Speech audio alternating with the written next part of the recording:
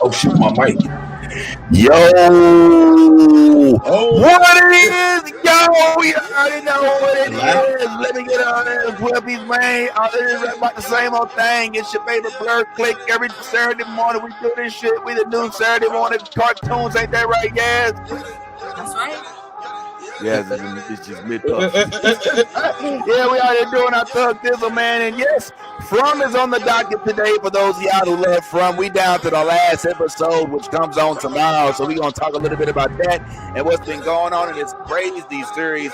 In addition to that, there's also a new movie on the block. I don't know if y'all seen it or not or heard about it, but Wicked is out, and I ain't seen it, but I won't talk about the potential for it to do things in the blockbuster movies.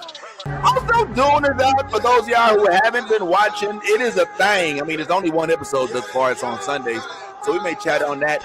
And yes, Arcane is still live and direct, even though I thought they pulled up on Fridays, but evidently they released their episodes like 3 o'clock in the morning on Saturdays, which makes it a little difficult to do it for the show, but it is what it is. Let's go ahead and chat all this good blurred shit. I'm your boy, the real Vince Taylor, joined by Bad Ty Yaz, and who knows who else might pull up. Go ahead and get your seat ready. This is the New Blurred Order. I love the New Blurred Order. You should too. Whoa. Let me get all this 10P Wayne. All the niggas rapping about the same old thing. I've been coming through with the same old gang. Ain't shit changed except 9 got a name. Got it out the mud but we got no stains. Cold ass bitch with a gold ass chain. The girl call me daddy, not my government name. Money on my mind, got them bands on my brain. Let me tell y'all about a nigga I know. The nigga stay clean so he always got hoes. Light skinny bitches like. All right, real quick, man. Did y'all hear anything I said? Because like I just noticed my mic was on mute. Like no, we heard you. Yeah, we heard you just fine. Okay. Okay. I was about to be hot. Like, man, hold up, man. So I just spit all that hot fire and ain't nobody heard nothing. You know what I'm saying? Dylan. The bind is not the bind, but I rhyme when I rip. I rip when I rhyme. Sometimes I wonder, like, the gestures. Do you ever wonder, like, before we get into From, first of all, good to see y'all. Good to see everybody. Thanks for pulling up. Shout out to the comment section. Appreciate y'all being here already. Some of y'all here, man. Some of y'all pull up. Hey, Narice, the Phillips Mutual dude. I mean, to an extent, I suppose. What's up, Unknown 420? Hey, we got some 420 around here too, homeboy. We gonna do a comment run show today. What's going on, Noobler? Oh, that's us. What's going on? All right, what is it? Hey, it's Nolly. What up, Nolly? Nolly couldn't be here in person, but she's always here in spirit. And if you're lucky, she might even stay here in the comment section. Yes, Unknown 420. Unknown 420. What you smoking on this morning? You know what I'm saying? We want to go ahead and chat with you. What's up, Comedy Hub? Our favorite. One time, want to shout out Comedy Hub for the love we've gotten from y'all over the years. We understand and we appreciate that a good portion of the viewership at points is y'all. So thank you kindly for pulling on up. And yeah, man, I did want to kind of shoot the shit this morning, just kind of chill before we get into our shows and into the things that's going on in the world. Obviously, for those of you all who've been watching the last couple minutes, as I discussed, we got From on the dockets. From is right now in season 3. It's on episode 9. There's one more episode tomorrow, so it's down to the finale. Our boy Anthony has literally been interviewing like damn near everybody on the show. He's got like Elgin, Boyd. I mean, he's interviewed everybody damn near from the show of importance. So we may share some of the interviews. Anthony, who's not with us for the moment because he's still on location, still doing important stuff. Anthony is like so important. If you haven't noticed yet, like he's a very significant guy, always doing something big. So we definitely want to lean into some of that stuff that he's done. And he's actually, I think, interviewed Elgin this week. And there's a small possibility we may, I'm not going to, put it out there, but we may see a cast member on the show soon, but who knows? So that's kind of cool. Also, like I said, Wicked did come out not just yesterday. I haven't seen it yet, but I'm already hearing. You saw it? Yeah. Oh wow. What are your so what's your thoughts on it, homeboy? I think it's really, really good. Really? There's it's really good. What's the young lady who plays what do they call her? Egg Fuller, El Fuller. I think that's who the Wicked Witch's name is, Elphaba or something like Elphaba, that. Cynthia Erivo. She was she played Harriet Tubman. She's absolutely amazing. First of all, yo, who knew she had pipes like that? I mean, she she got pipes. Oh, she can sing. Oh yeah, she's this is gonna go up there with the likes of the Prince of Egypt. Wow. Yeah, when it comes to the songs, and you know this is a whole musical. Now this is a musical to the T. Like this is not like you know some of the movies we've seen that they're like it's a musical and then you only get like 3 songs like spread out through the whole show. Nah, you get songs by everybody in almost all the scenes. Like Michelle Yao, I think is how you pronounce her last name. Who just won awards for Everything Everywhere All at Once. She's singing. She's singing. I've never heard her sing until this movie, and I was like, Michelle, yeah, you sing, girl, you hold the tune. I was like, all right, I'm here for it. But the storyline is good. You know me, I always have those little slight critiques that I don't know that everybody will pay attention to, but I absolutely noticed it, and that there was no black male leads, and I was kind of like, why is there no black male leads? And like it was like, and I dare say, and I'm not saying that there weren't black people in it, because there were black people all throughout it. But when it comes to black male leads, I was like, well, there's no room for any black male leads, not like a side character, not like a anything, and I guess not. And maybe we'll get it in part 2 because this was part 1. Part 1. This was part 1. They're doing a 2-part movie. So it's pretty long. It's pretty long. At times, there are a few times that I was like, "Ooh, this is long." I was like, "It's not over yet." I mean, it's still a good movie, but you know, sometimes when you get up there in that 2-3 episodes, it's like, but, yo, see how your mind works. See how his mind works. See how his mind works. Yo, but nah. This is long. You're getting a kick out of that. You're getting a kick out of that one. That part, huh? Everything I've said. That's what stood out for you right there. Huh? I would have chopped that shit up. I would have chopped that shit up and used it on the soundboard. Woo, this is long. But I mean, just like as an overall property, I thought it was decent. I thought it was good. There's not much that I can say that they could have changed. I would like to see a some form of a black male lead at some point throughout this series, because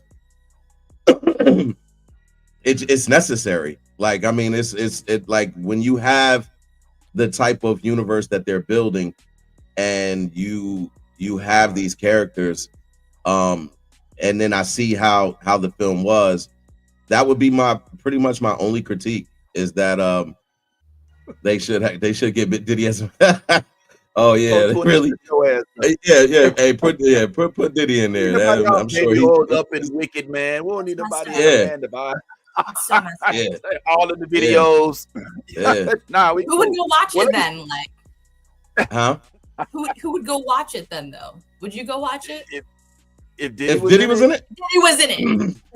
Hell yeah, I would watch, just for the train wreck alone. Like, I just want to see, like, the dances will be so much different. Like, when all the monkeys come out and then they do that dance, you gotta have like him show up, like R. Kelly in the back, like you know that the video, one more chance, and then the Wicked in there like, when the coaster sucks, some similar to the pillar. Nah, all right, I don't know. It would have been interesting, but nah, Diddy's canceled. Let me say this real quick. I don't know if I'm as upset about not having as many black men in the lead role, especially given the history of Wicked. Not sure if you're aware, but Wicked has had some unfortunate impact on some of the folks who have acted in Wicked. And I don't know if I want us to be a part of that. I will give you Exhibit A, my friend. Why don't you take a good look at this and you tell me if you still want black men to be a part of this unfortunate sequence of events. Who were left with lifelong disabilities due to filming. Number 1, Buddy Ebsen. During the filming of the 1939 version of The Wizard of Oz, Buddy Ebsen, who played the Tin Man, had to wear a metal suit and be covered in pure aluminum powder. This caused severe lung damage and lifelong respiratory problems. Number 2, Ray Bolger, who... Am I hearing an echo? No.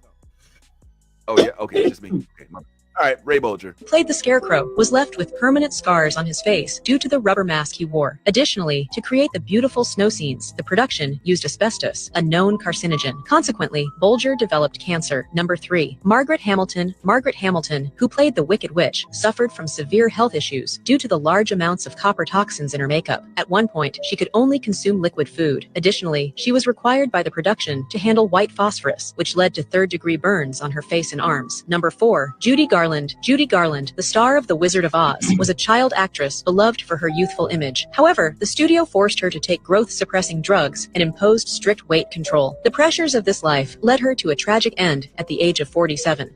4 actors who were they forgot that they also gave her coke to keep her awake for the long periods that they were filming. Yes. Oh, yes. Look it up. It's, yeah. Like up the nose? I mean... yeah. I mean, I don't know. They might have had Coca-Cola.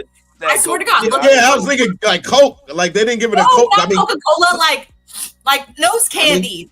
Coca-Cola did have Coke in it back then. I mean, but she was underage. Exactly. That's why they didn't. Exactly. The weight restriction. Think about it. Like, you know what I'm saying? Like, just think about it.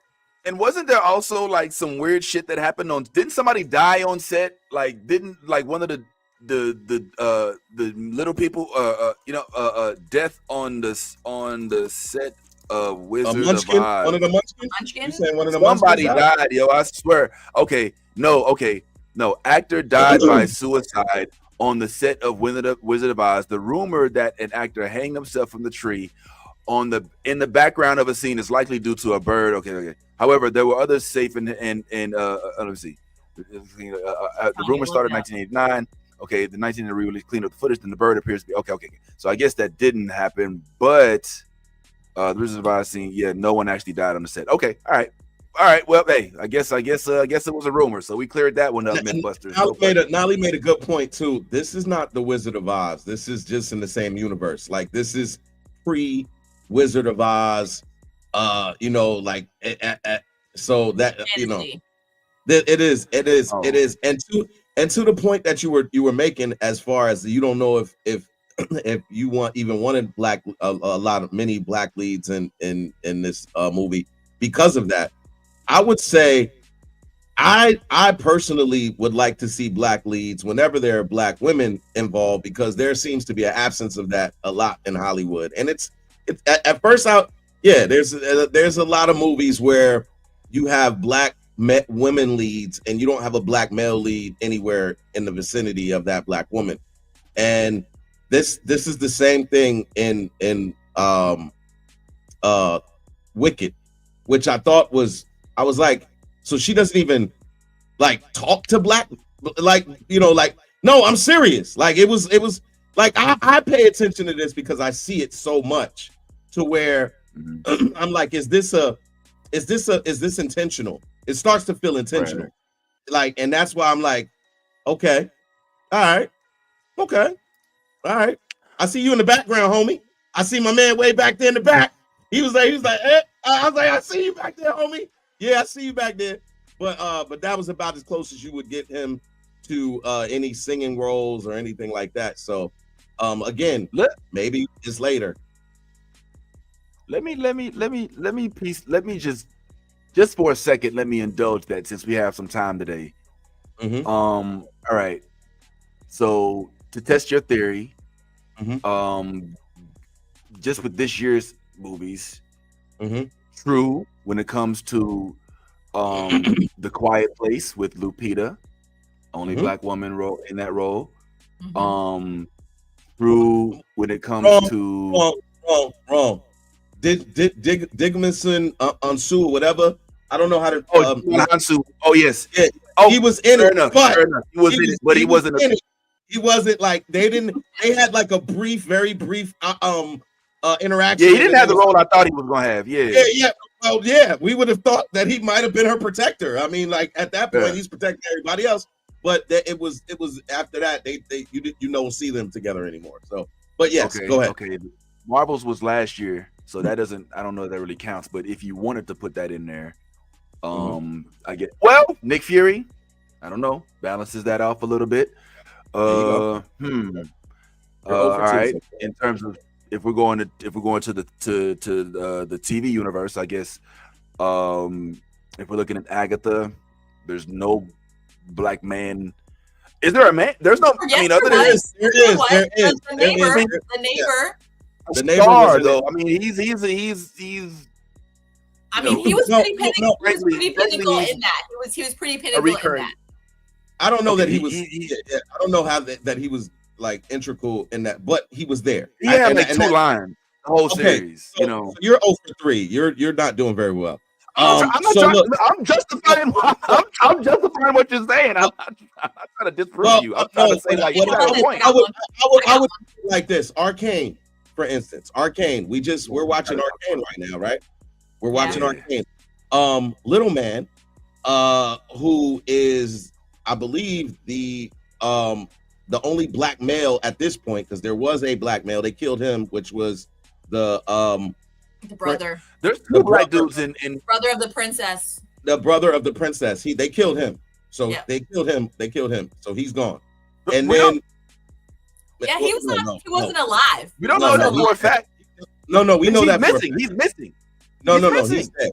No, he's This dead. ain't Marvel where there's no body. He's gonna come Nah, back. No, They said that he's been missing. They never declared him dead. That's why it was so crazy when she was having that He did. that delusion. And They said he was- look, did you not hear what she said? You're not my brother. And then Right, it turned out right. that whatever that entity is messing with her mind. We'll get into that discussion later. But the point that I'm trying to make, and I want to be very clear on the way that I say this, because I don't want anyone in any way, shape, or form. Not that that's my primary goal, but my thing is, I don't care about relationships with anybody. You can have a relationship. I don't discriminate with anybody. What I'm saying is there's a significant, it looks like a consistent theme in Hollywood where we can have black leading ladies, but absent of a black leading man. And when I watch Wicked, where I see multiple roles that could have been at any given point where you could have said, I'm just gonna make this man a black man, where it would not be a discussion, it wouldn't be a problem. Let me just give you this example in Wicked that I thought was telling of how the movie was going to go. And I was a little bit perturbed but I stayed and watched the movie, and I was like, all right, I'm glad I stayed. In the initial, the whole way that what's her name? Egfala? I don't know. Elfaga? I can't think of her name. Is real Elphaba. I don't know if that's how you pronounce Okay. it, but it's Elphaba. Yeah. Elphaba.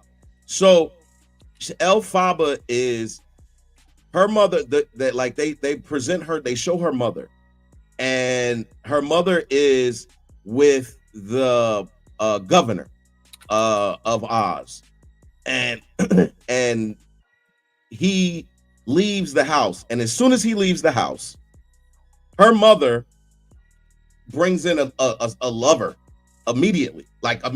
He walks out the door, and immediately, as soon as he walks out the door, the mother brings in her lover. So her lover comes in. They never show you his face. Like it's like, it's really funny. They never show you his face. The lover comes in, he's got a little swag, he's spinning her around and da-da-da-da. And then she has the baby. So you're to assume that the baby came from this man. So when the baby, yeah. So when the baby comes, the baby's green, and so the dad is like, get it out of here, and never loves the baby because the baby was green.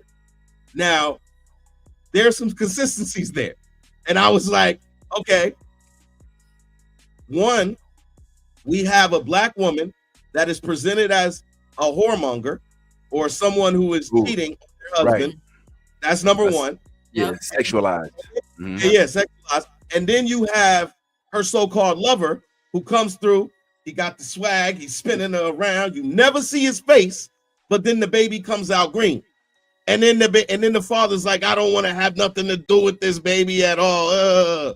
You know what I'm saying? For the entire movie, for the most part. And then you see this young lady who is green, who has multiple interests, none of which are black men. Not only that, but doesn't even have any interactions with black men on the campus, and they are there. So that is the part. Like, they're there. Like I told you, there's you when you watch the movie, and I don't want to deter anybody from this movie because I think the movie was really good. Again, I want to make sure I say that. But when I'm watching movies all throughout Hollywood, and everything that comes out, it is absent. If there's a black leading woman, most of them are absent a black leading man, and I'm starting to feel like that is intentional on the side of Hollywood. I understand inclusion. I understand making sure that people love everybody, but when you start to see that in particular being the primary goal of Hollywood directors and how they shoot their movies, it's a little bit that's a little bit bothersome for me. I'm like, what's going on here? I think that you have something. First of all, back to this, somebody just came in the room, spent her around, and she ended up pregnant, and she had a green baby. Any suspicions of who that father might be? I have my suspicions.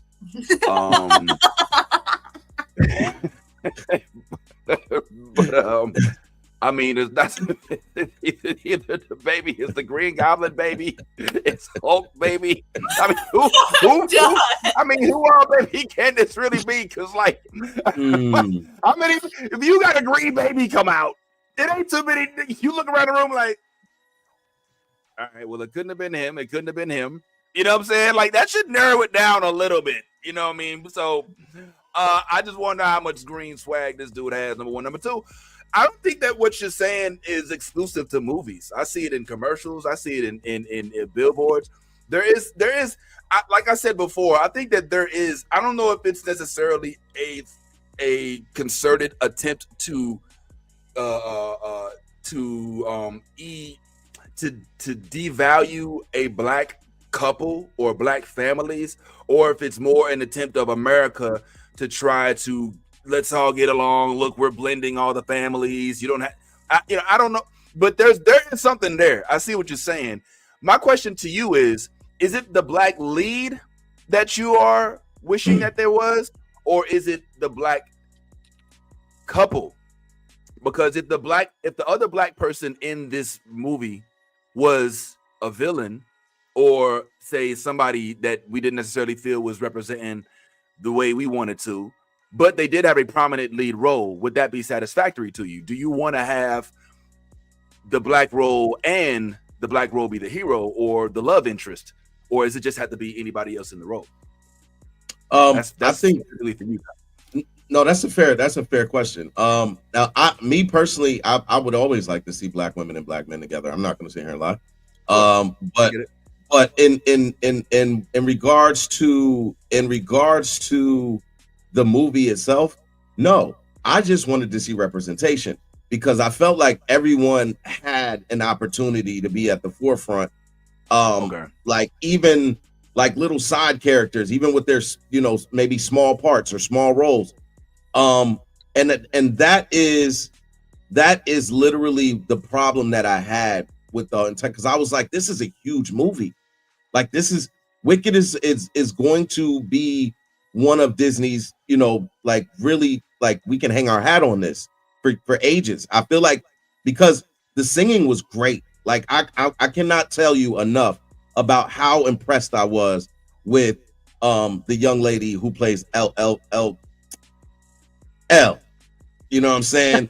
Yeah, we just gonna do that. We ain't gonna keep doing all of this. But yeah, we're gonna do that. So yeah, no, she was very impressed, because you already expected it from Ariana Grande. You know what she's about. You know what type of time she's on. But this young lady, when the first, listen, from the first song, when she sang the very first song, I was like, oh.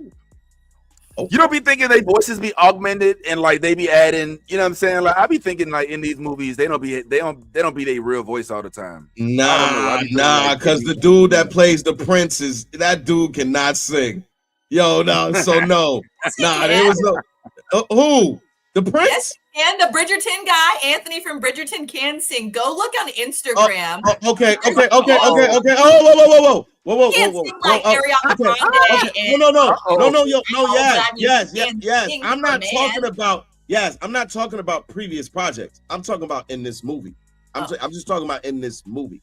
I'm not saying, I don't know what he did. He could have cut a mixtape. I don't know. I'm just saying, in this movie, and especially in his first scene, you'll see it when you see the movie, and then you tell me if that singing is you'll be like, I'm gonna say, don't do my boy Anthony from Bridgerton like that, okay? No. Go watch some Instagram reels and shit. Okay. And, look that man up and see if he got some pipes. The whole cast of Bridgerton got pipes. Go look that shit up. Okay, all right. I'm with it. Pull up, yes. Okay, so it. I think this is your girl that you talk about, and so we can finally get the name right. I think it's Elphaba. And here's some of the other members of the cast. I don't know if I'm saying it right. I'm probably saying it wrong. Elphaba, and then Galinda, well, I guess the Witch of the North. No, is it Glinda? Yeah, Glinda. And then The Wiz. I like that casting, The Wiz, being Jeff Goldblum.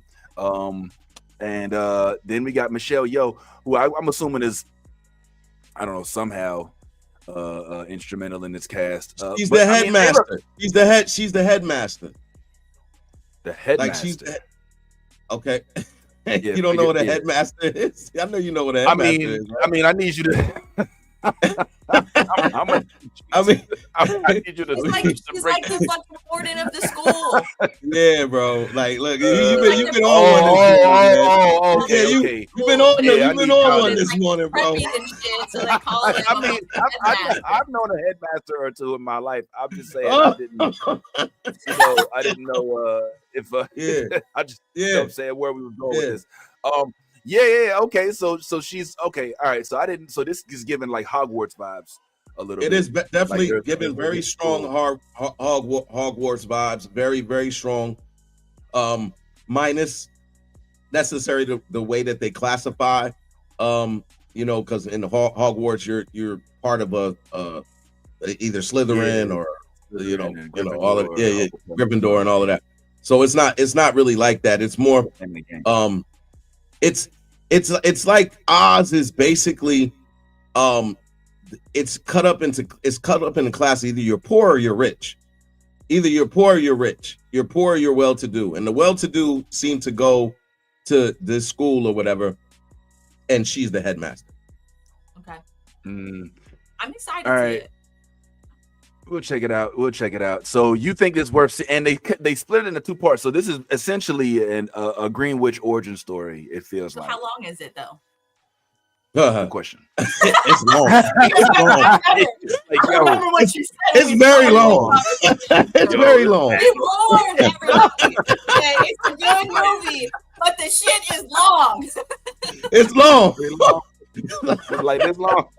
How long is it? I don't know how long is this movie. 2 hours. You're so stupid. I'm trying to say how long the movie is. Like this long. I don't know. It's like this long. It's like, what? Oh, hey! I don't need to see your toys, man. Nah. I trust you. Nah, man. Right. Nah, it's a pretty long movie, man. It is. It's it's close to 3 hours. Yeah, it's close to 3 hours. Nah, it's like I said, there are gonna be parts during the movie. Like I want people to be prepared for that, because when you sign up for a movie that's over 2.5 hours, you signing up. Like you got to be really invested, because what I'm saying is get your sleep before you come. Yeah. Make sure that bathroom twice. Yeah, you might not want to eat during this movie, drink. or even drink. You might not want to, because 3 hours. It's dark in there. It's comfortable. They're gonna be singing to you. That I don't know about you, but all that sounds like good sleep to me. Like it's a formula for good sleep. Like I serenaded to sleep. Oh yes. What girl? Wow, that I was crazy. Yeah. So it was long, and there were a couple of dips in it where you're like, I wound up looking at my phone for a little bit. There was just little parts like that, but overall, it was a good movie. Last thing about Wicked, real quick, and I honestly don't know that this really makes a difference or not, but when you talk about the singing, knowing that I am not a singing guy, I'm not a musical person unless it's a Disney animated show, unless it's like Moana or Encanto, pressure like a tick, tick, tick, like that shit goes hard. You know what I'm saying? Yeah. But when it's like live action movies, I start losing interest. Will this movie keep the interest of somebody like me who gets turned off by live action musicals, or is it enough that you can, all right, whatever, it's Wizard of Oz, I can deal with it? I mean, it's a lot of singing. I told you that already. It's a lot of singing. This is not like, say, what do we watch? Oh, this is not like the Joker. Like the Joker, they had probably like 3, 4 songs. I think the entire movie spread out through the movie. Nah, you're getting like 4 songs in like the first 45 minutes. Like it's a lot of singing. Damn. No, it's a lot of singing. This is a Life After Death Biggie LP double CD type of album release soundtrack. It's a lot of singing, bro. But the thing about it is again, Elle kills it. Every song that she does is, and the timing of the songs are really on point too. I think that's important when you're doing a storyline, to have the right timing. And I'm gonna be honest, I was digging the singing. I was like, did you take your kids? Did your kids watch it, or was it just this was because I've learned my lesson when it comes. I like to watch stuff like this beforehand, because movies cost, dog. Like and like I'm not about to sit here and pay $100 for you to go to, because my kids will get in there and be like, after the 30 minutes, they'll be like, Daddy, I'm ready to go. Like I'm like, whoa. And now look, when you spend that type of bread, you holding the kids hostage. You like, nah, you gonna sit here. You want to go to sleep, you could go to sleep. But we're not leaving this thing until I see the rest of the movie. They be like that. My daughter, she's one that she'll like, if she's ready to go, she about to annoy you. She not gonna stop. She gonna rock in the seat. You gotta be like, stop rocking in the seat. Then she gonna start kicking the seat. You know, like, stop kicking the seat. Then she gonna be like, I'm thirsty. I wanna go to the bathroom. Daddy, I'm hungry. Like, and it's by the time, like, after the third or fourth time, you're like, all right, let's go. That's right, Ellie. Oh my God. Keep Dad on his toes, Ellie. I know you can hear me back there, Ellie. That's right. Yeah. You better keep him on his toes. Yeah. All right. Well, that's fun. I'm interested. I'm honestly gonna see it just because.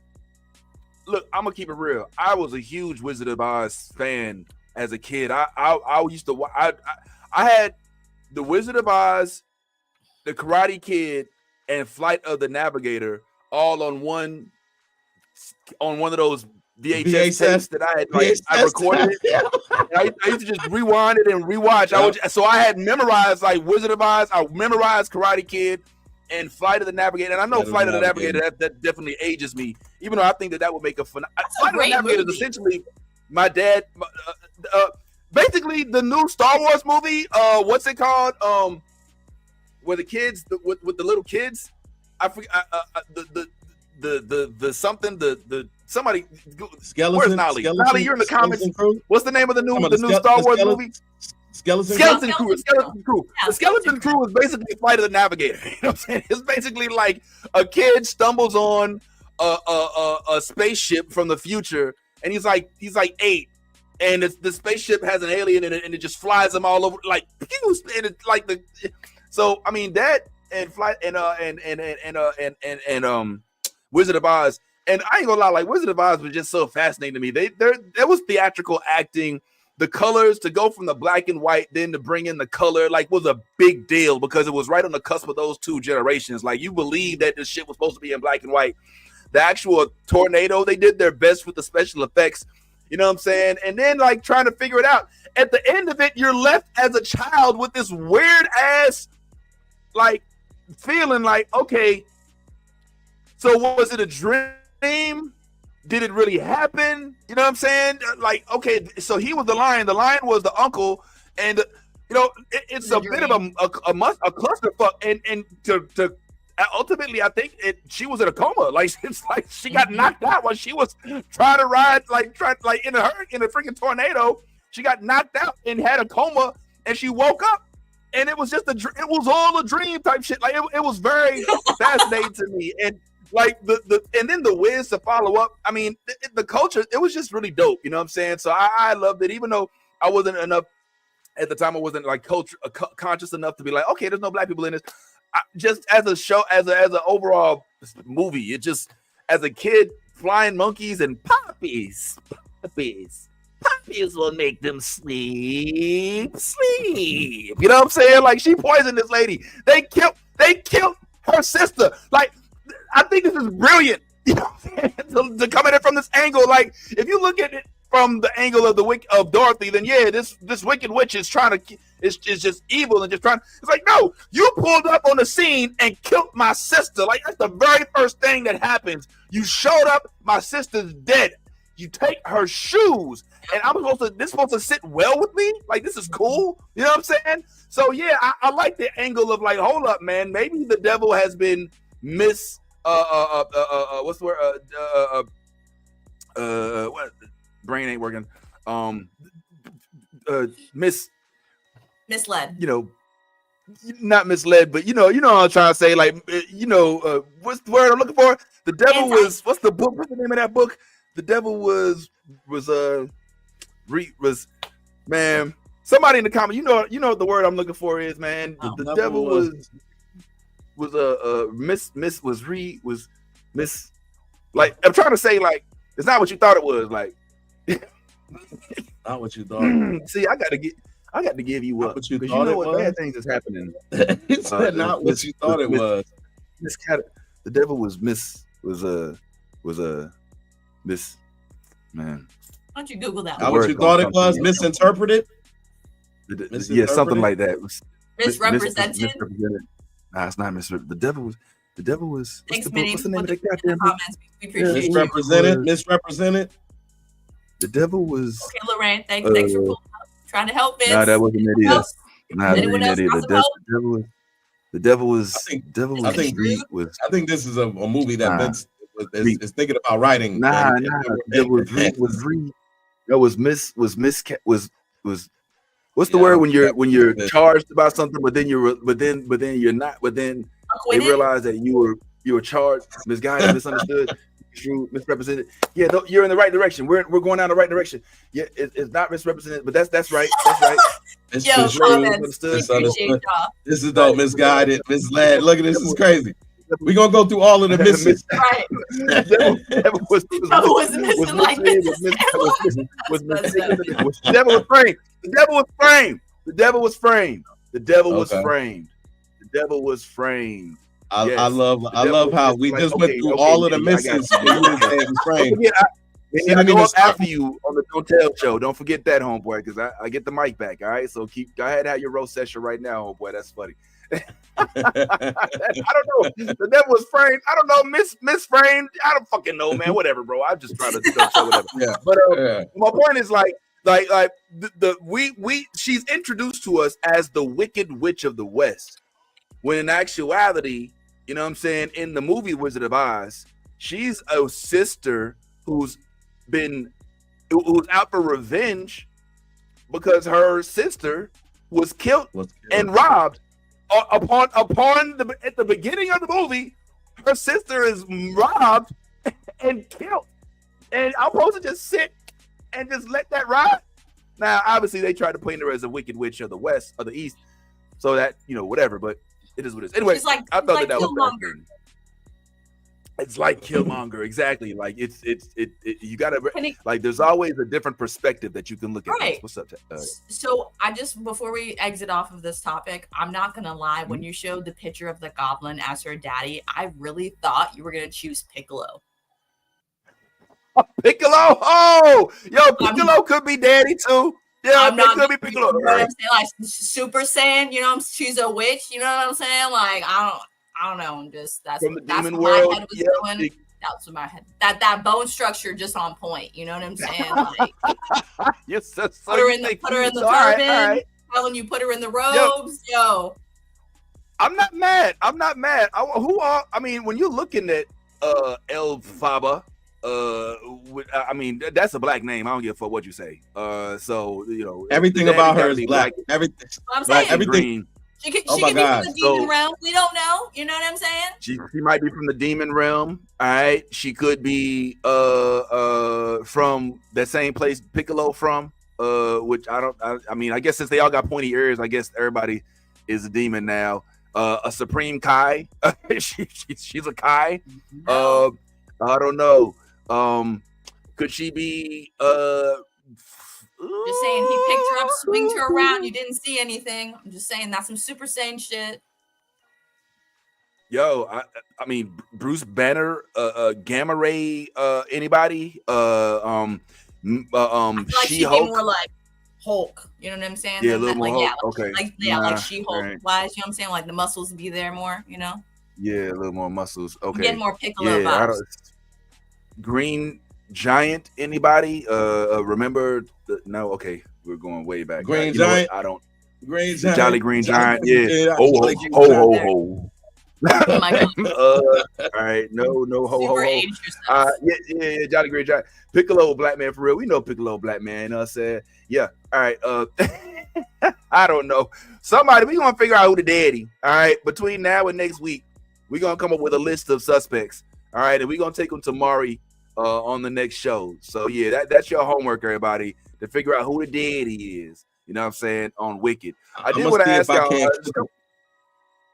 I'm gonna see if I can't clip it because look, in the movie, right? Like I told you, like when he comes when her real father actually comes through the door, they don't show his face. They just show that he comes through. He's like, huh. and then he comes through. He starts dead, and you already know it's like Swaggy. He's like coming through. He spins her around.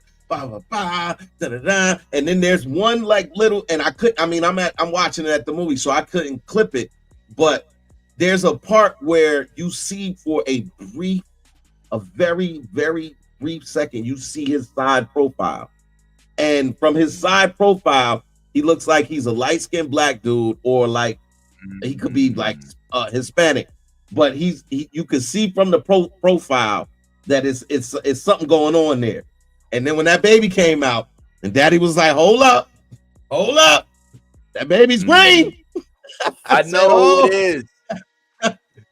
I know who it is now. It's Rumpelstiltskin. I'm done. I'm done. It would be tiny. It's Rumpelstiltskin. You never seen this thing. Yeah, he was small. Yeah, my bad. All right, I guess that don't. Well, Dan, that makes things fascinating. Who is the mother? Who's the father? Makes this way more interesting. I'm here for it. Let's check it out, man. Who is this character? Her sister. Really? Yeah. So L's sister. L's mother has another child, presumably this time by the governor. And so this child is of fair skin, and he loves this child and adores this child above all things, and constantly makes LL feel inferior and her to feel superior. She is in a chair. She is in a wheelchair, which, you know, kind of leads you to believe in the Wizard of Oz story that at some point she gets hurt, she's able to walk, and then, you know, gets killed or whatever the case may be. And I'm not saying that's not part of the movie, so I'm not spoiling anything for anybody. But yes, she is the sister, without me going all into that. Yes. Many's making me think that the father Yaz is a bag of purpleberry kush. Like she came out so green, and she came up like she said, like the dad is a cannabis product. This is my dad, cannabis. It's 56% THC. No wonder she's hey yo. Many said tiny people have babies too, and I'm feeling like this might be a confession. Many saying he's that baby's pappy. I can see, baby. I'm that baby's pappy. Is that you, Minnie? Minnie, are you Sprout? Did you provide the green seed, homeboy? Is that what's going on? Yeah, Minnie, you know. Anyway, yeah, that's fascinating. She has. So is the queen? Is her mom? What's her nationality, or like what's her makeup? Does she look like a black woman? L's mom is definitely a black woman. She's light skinned, but she is a black woman. The only part that I was like, oh, she's not a real black woman, is when he said, "Get that baby out of here," and she didn't say a word. I was like, hold up, hold up, wait a minute. It's the 22. I was like, no. I was like, well, hold up, get the baby out of here. I was expecting the blackness to come out at that very moment. Like, whoa, you have mistaken yourself, sir. But if my baby goes, I'm going with my baby, and that was not the case. They when that dude said, "Get that baby out of here," Mama sat there like, well, okay, guess we gotta try again. What do you want me to do? We got a good house and we got somewhere to live.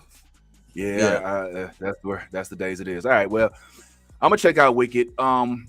Before we do a little bit of From, because I know From, for those of y'all who haven't been paying attention, is a horror cult show. Our friend Anthony has been very instrumental in helping us not only get acclimated with the show, but also meeting some of the cast members from the show. I believe some of the cast is planning on going live with them, and we've been joining his live broadcasts on Monday evenings at the Movie Blog. So if you haven't been tuned in, the Movie Blog is where we'll sometimes go and join our friend Anthony to talk about From. So if you want even more chatter on From, we definitely recommend that in addition to subscribing to us, that you go check out the Movie Blog with Anthony, all of those different handles, YouTube, Instagram, Facebook, everything. But before we get into all of that, I was just curious about you guys' opinions on a couple of things that are just in the move, I guess, in the fray right now.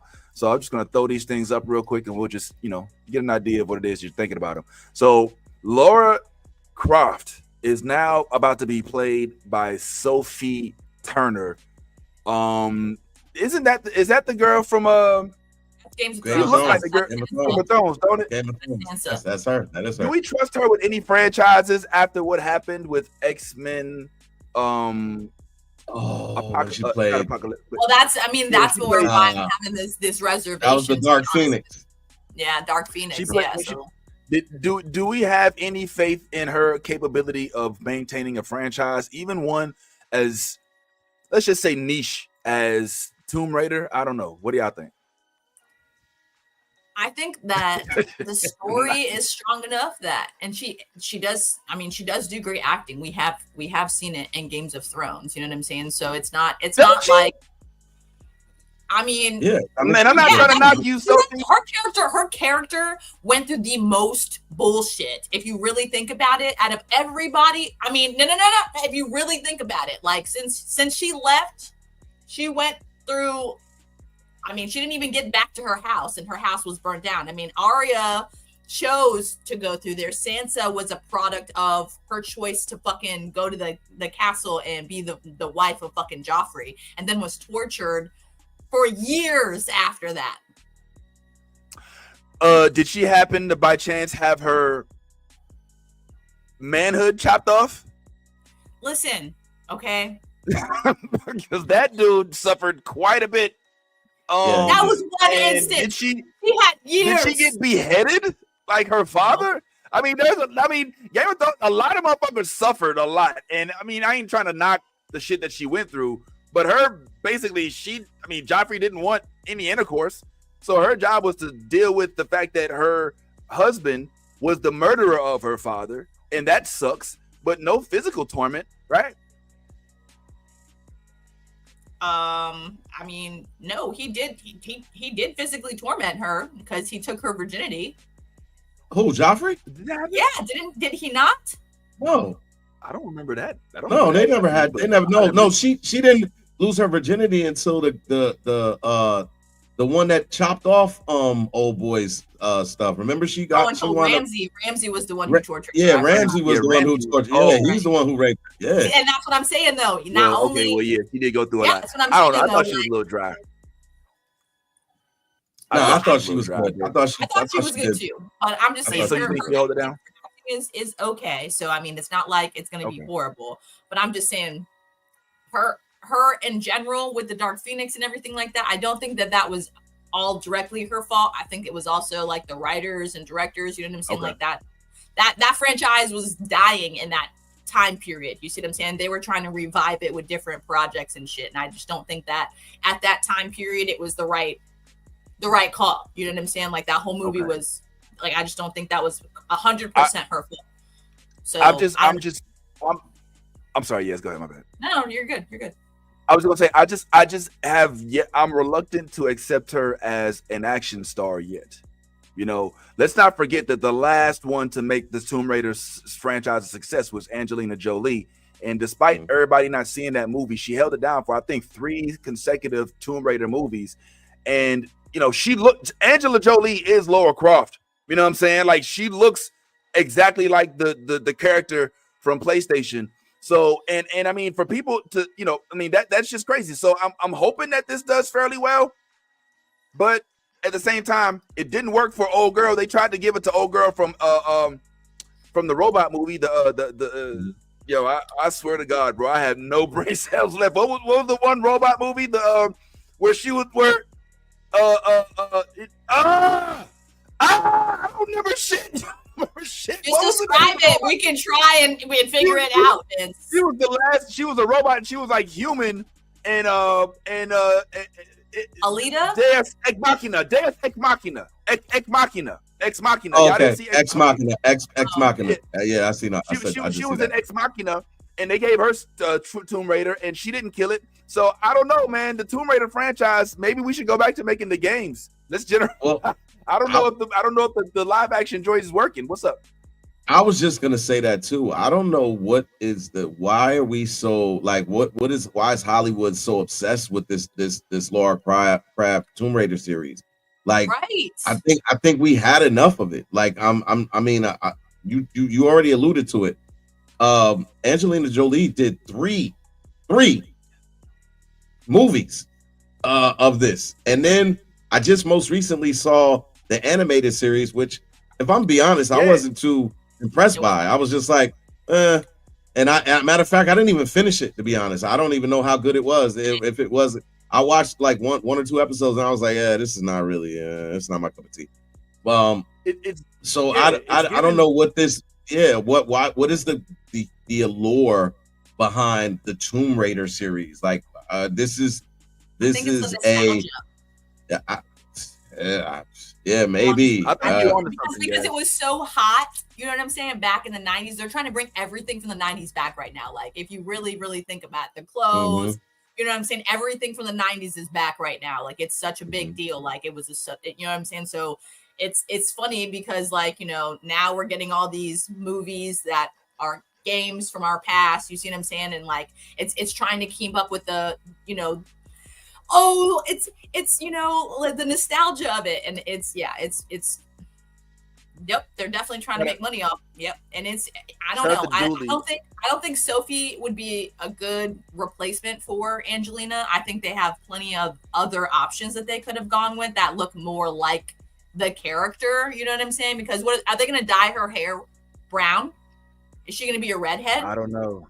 You see what I'm saying? Like, we have all these, you know what I'm saying? Like, there's all these questions. Like, her, it's just different things. You know what I'm saying? Like if they do dye her hair, they're gonna have to dye her eyebrows too, because her eyebrows are red also. You see, I'm just throwing this out there. Like, there's so many roles that they don't give accurately portraying the character. You know what I'm saying? Like, and that's where a lot of us like get thrown off of it too. So I don't know. I guess we'll see when it comes out. Let me just say this.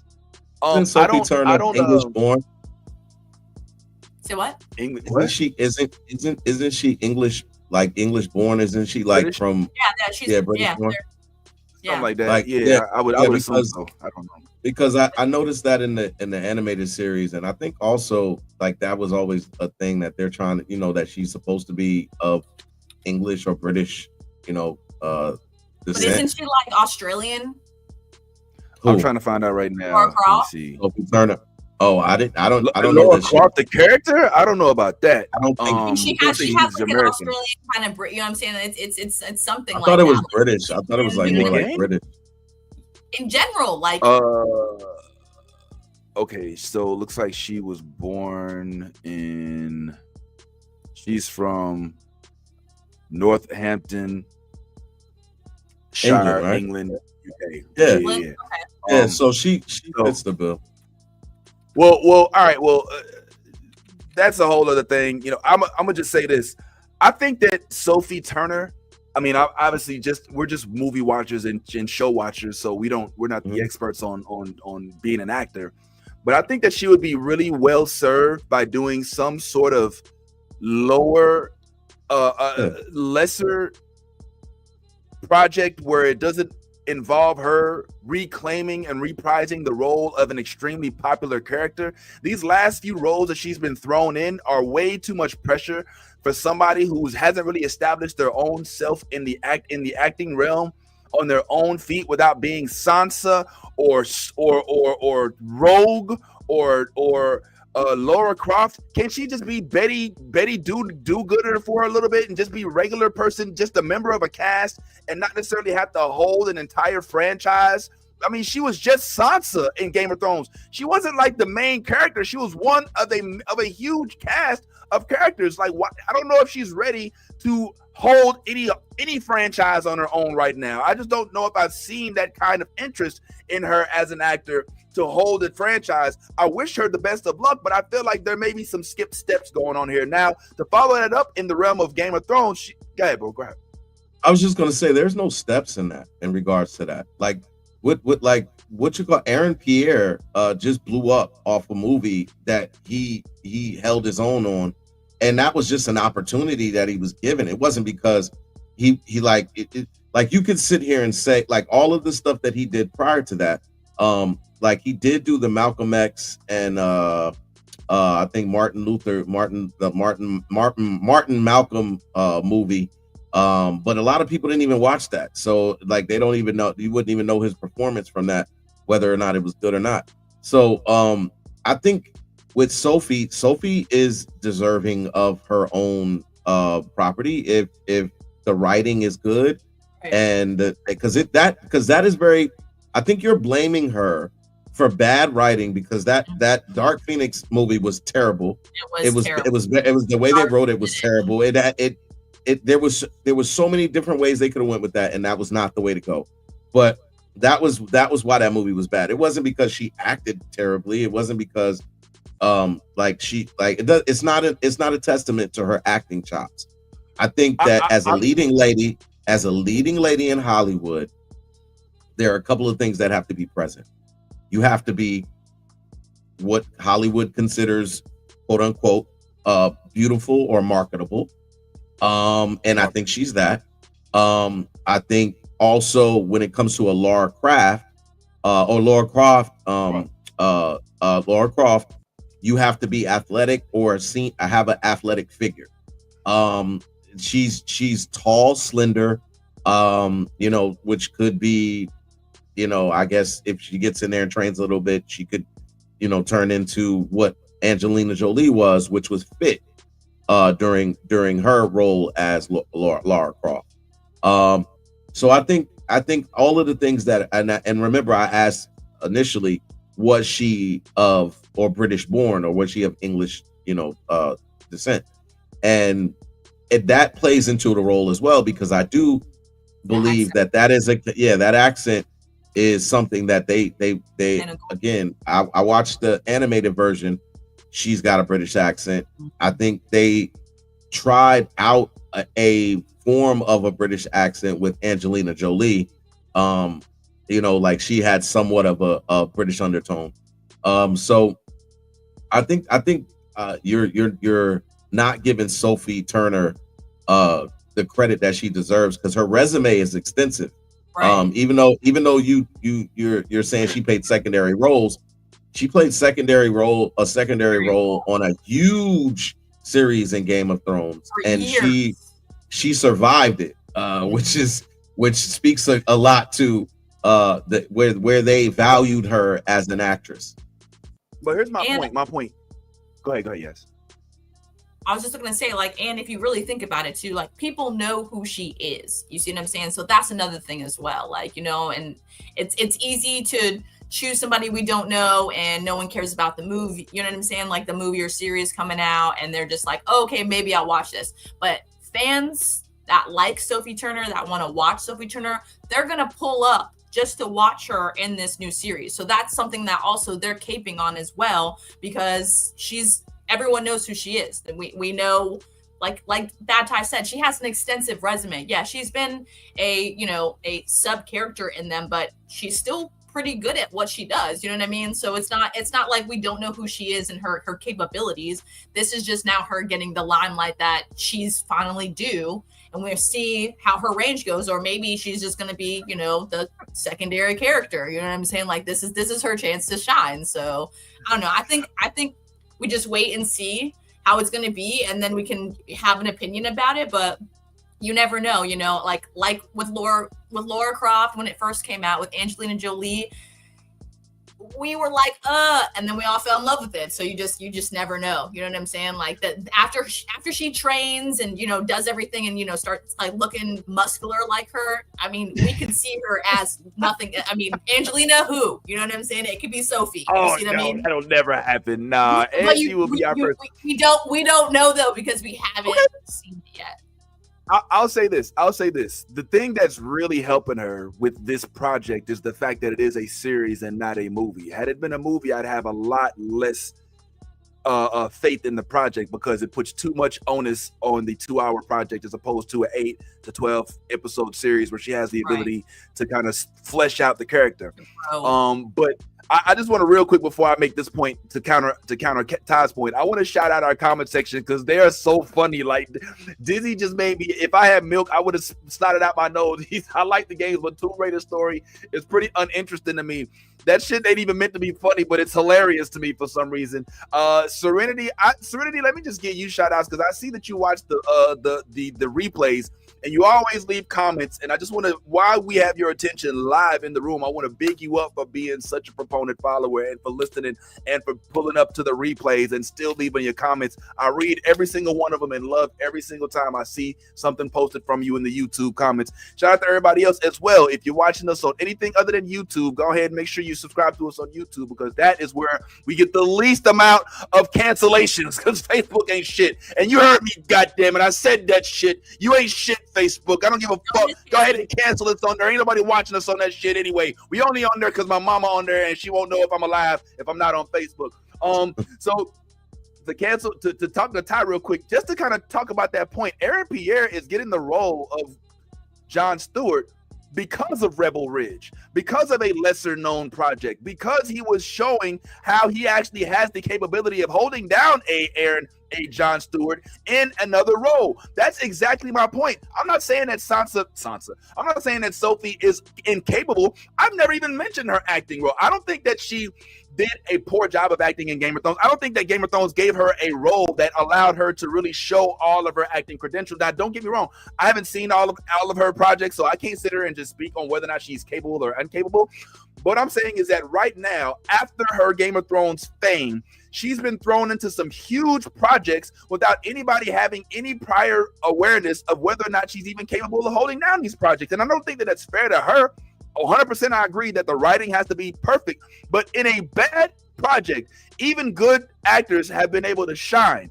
And I just hope that she's able to establish herself as Sophie Turner before she has to establish herself as Rogue or Lara Croft, because we know Aaron Pierre as Aaron Pierre, not as Jon Stewart. Now, all we know Sophie Turner as far as I know, because I'm not a fan, and not that I'm not a fan, not that I don't like her, but I'm not like one of these people who follow her and I know every project, is all I know is Game of Thrones and these two other major characters. And I just don't know if that's fair to her as a developing actor who has to be only given these roles in which we're looking at her as somebody that we already revere because of the history that character comes with. That's all I'm saying. Like, Aaron Pierre had a chance to shine in Rebel Ridge. He had a chance to shine in the movie that you said he played, I think, Malcolm X, and nobody even really saw it. Where's the Sophie version of that? That's all I'm saying. You know what I'm saying? And I'm sure it's there. And so I'm speaking out of ignorance. But right now, Aaron Pierre is getting his major big break after having a one-off script off, I would dare say, not even a Hollywood. It's a Netflix show. It's not. It was a movie on Netflix. It wasn't like a blockbuster movie. No. It was absolutely a Netflix show. But I also think, not a quick box office movie. What I meant to say. Real quick, guys. I just wanted to say this. Like, I think you're giving way more credit to the character Lara Croft than she necessarily deserves. Lara Croft is a big character in the video game realm. As far as like the movies go and everything like that, this is a series. So in essence, this is not this. And by the way, this is also a Netflix series, Netflix production. So just so we can be very clear, Aaron Pierre got the role in a well-written Netflix movie. That was what, and he thrived within the character by playing the character that was written well. So I think again, if this is going to illuminate Sophia Turner as being an elite actress, it has to be good writing. And if Netflix has a team that they use to do all of their series and stuff like that, then cool. If not, if they bring in a new director and everything like that, that's cool too. But it's all going to be about how they want to portray Lara Croft's character, how the story is written, where they're going, what they're going to be doing, what are they asking her to do, and then let's see how that translates on screen.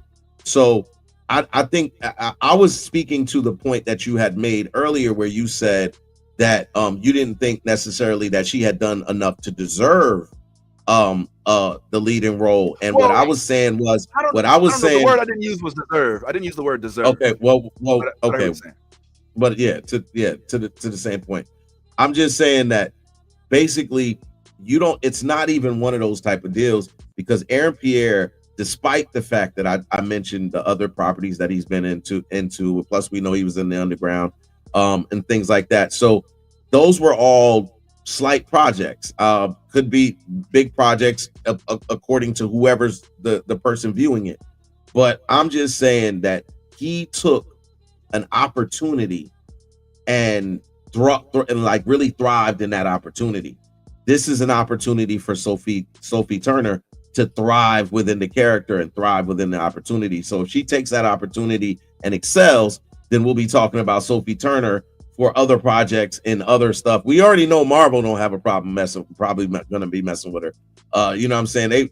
Marvel will be like, oh, we'll bring you back. You can do something else. We know that was bad writing, so. That's so bad. Real quick, shout out to Dizzy Death again. Yes, man. Fallout was phenomenal. and hopefully they get that level of writing, not Borderland, but Fallout. And yes, Woody, shut your ass up. You know we done shouted you out, man. You know we love you ever since we got the goodies from you from the wedding, man. So shut your ass up. I know you silly, and I know there's some things we might disagree on, but you family, man. So ain't nothing you can do about that. So shut up. Gothic chick, what's happening? Good to have you in the house as well. Let's keep this going. Look, I ain't gonna lie, like the whole concept of Game of Thrones, folks.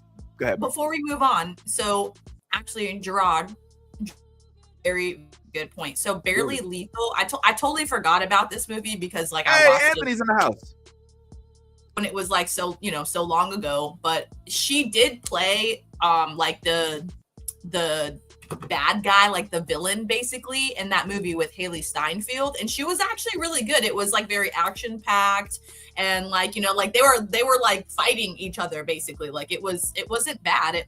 I mean, it was a chick flick, obviously, but I mean, you guys ain't gonna watch it. But what movie is this? Barely Lethal. So Barely it came Lethal. out in 2015. All right. And who else is in the cast? Real quick, let me see.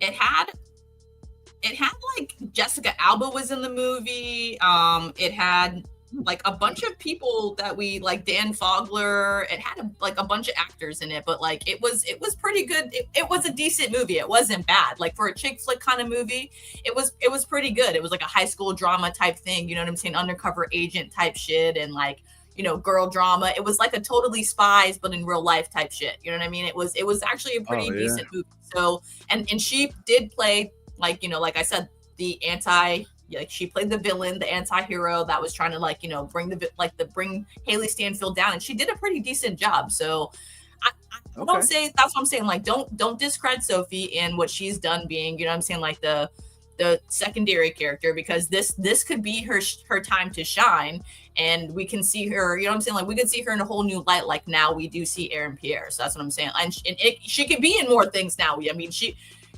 does have a lot of qualities, you know what I'm saying, like, and she's got time to grow, you know what I mean? So that's another thing too. Like, it's not like she's older, like she's got plenty of time to grow and like, get better. So, well, how old is she? Because I mean, she's got to be in her 30s. Yeah, but I mean, yes. Hold on, absolutely, she's got to be in her 30s. She is 28 years old. Yeah, she was born in 1996. That young? Oh wow, she was that young when she did. She was born in 1996. Born in 96. Oh wow. She's 28. Oh wow. Yeah, so she's got a rough future ahead of her. Games of Thrones came out when she was like 14. She was playing in Games of Thrones. Like, if you really think about that. Like, I didn't know she was that young. Like, she was a little girl. You know what I'm saying? So, like, Harry Potter got me feeling like all of the English people can be. Yeah, you could be 40 years old and look 16. I'm like, what? Hold up, Harry Potter's how old? Ron killed it in The Servant, though. Can we talk about how Elijah was like, you know what I'm saying, 20-some, 30 years old in The Hobbit, and he looked like he was like, you know what I'm saying, a little boy in that movie. Every time I watch and I go back and watch Lord of the Rings, I'm like, how fucking old was he? Because what is that? Like, how do you make him look so young? It's like, it's scary. Like, I'm telling you, he did some alien skin shit. Cream. Yo, he did some alien shit. He did some alien shit, because that's moisturized. Yeah, short don't crack. I don't know what it is. Well, listen, I'm glad that she has good luck, Sophie. But it seems to be a theme. I guess that Game of Thrones actors are now being pegged for other projects. We also have my man who was the sea snake. Steve Toussaint is going to be in the Eyes of Wakanda series with Marvel coming out here pretty soon. So I mean, that's going to be a animated show. I'm looking very much forward to that. I have zero bad to say about Steve Toussaint. That performance he gave in the House of Dragon is second to none in my opinion, and I'm very much looking forward to this performance. I mean, what can you say? I mean, the dude, he's a theatrical actor, and it shows. It seems everybody in that cast, frankly, in the House of Dragon, they're like all top notch, like acting, like just yes. You know what I'm saying? Yes. So give that man whatever he wants. I don't give a good goddamn, man. Y'all looking forward to that? The Eyes of Wakanda. Like, this should be good, huh? What is it about? Do we know anything about it? like, what are the eyes of Wakanda? Is that like, are they like the Dora Milaje before the Dora Milaje? You know what I'm saying? Like now or before? You know what I mean? Like I have so many questions. You know what I'm saying about what the eyes of Wakanda means. Yeah, well, that is something we get to look forward to, man. I'm not, it'll be, maybe one before we can have a, I don't know, somebody that's an expert in this topic, but I don't know what the eyes of Wakanda is. It sounds interesting though, so hopefully we. I wish it would have. I wish it was a live. I wish it would have been a live action. Really? Yeah. I think they're gonna have. They just got Denzel. No, that's in the Black Panther movie. But why relegate the eyes of Wakanda to an animated series? We need to keep the storyline going. We need to keep Wakanda. No. I'm not saying not to continue the storyline. What I'm saying is why relegate it to an animated version when you could have. You just did Agatha live action. You just did a whole bunch more people in. You know what I'm saying? Because like if you really think about it, everyone is down to watch animation, no matter what technically it is about. Like if it's good animation, they will watch it. That's like animation's hot this year. Like it's if you haven't noticed, like we've seen some great titles that dropped. That's what I'm saying. Like animation's been like really hot this last year. So I don't know. I think it'll have a lot more views than just the normal fans that like Wakanda. You know what I'm saying? It'll open the door more. That's why I think that they did it. I think it's smart, Ty. I think it's smart to not overwhelm the industry with live action Wakanda projects. I think that the animation gives a good bridge between the fandom and like the live action joints. So we already know we got Denzel coming for another. We got a huge Black Panther 3 coming out. No reason to water it down with another live action project that it takes away some of the anticipation from BP3, in my opinion. And also, I would dare to say that some of the characters that are voicing the characters in this will probably show up in the live actions, and this will generate interest for the characters in the upcoming Black Panther show. So, and it's also cheaper. Let's keep it real. Like it's not going to cost as much to make this type of production as it would for a live action where you have to actually get the studio and then do all the other, like they're just going to draw a bunch of shit and put some voices over it. So it's a cheap way to get some content and they're going to exploit it. I hate that you're the spokesperson. Like, Vince, you literally sound like the spokesperson for Disney and why they well, this is why we thought it'd be better to do. Yeah, well, if that's the facts, then why wait till this long to do it? Like I'm saying, we've gotten a lot of live, and Serenity actually made a good comment in the comment section right now. In regards to the Wakanda project that with the Okoye and the Dora Milaje. The problem with that is they've been speaking about that for about two maybe 3 years now. When they basically put out the time that all of the stuff that they were going to be dropping and everything like that, and still have yet to see it happen. This is it. So this is part of it. No. One is a live action. What I'm saying is what the live action version of what the Wakanda series project that they were going to do is not this. This is that's why I said look at her comment. It's in regards to the Okoye and the Dora Milaje. That was something that was put out there as a teaser as one of the shows that would be coming up in when they started doing the started dropping all of the shows. And I'm just, man, you know me, I'm avid when it comes to don't shortchange black shows. Don't do that. Don't just because it's cheaper and don't do that. Well, if you want to say, I'm with you if you're like, oh, it's animation and I'm sure they can do so much with the animation and all that kind of stuff. I'm cool with that. But if you're saying, oh, it's probably a cheaper way, they didn't want to do the studios, don't do that. Don't shortchange the black shows. I think you have to be very careful.